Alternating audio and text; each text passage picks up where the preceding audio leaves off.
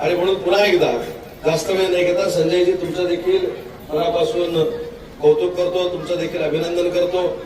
आमची देखील अडचण आता दूर झालेली आहे.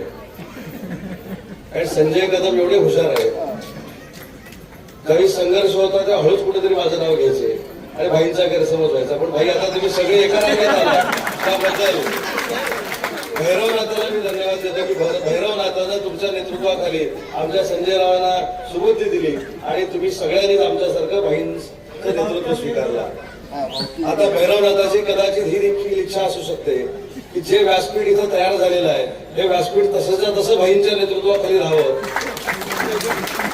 वैभवजी मी असं म्हणतो. असो, हा आध्यात्मिक कार्यक्रम आहे, राजकीय चर्चा ह्या ठिकाणी होऊ नये. परंतु संजयजी तुमचं मनापासून कौतुक करतो आणि भविष्यामध्ये पालकमंत्री या नात्यानं भाईंच्या नेतृत्वाखाली तुम्हाला जी काही विकासात्मक ताकद या परिसरामध्ये द्यायची आहे ती देण्याची ग्वाही देखील देतो.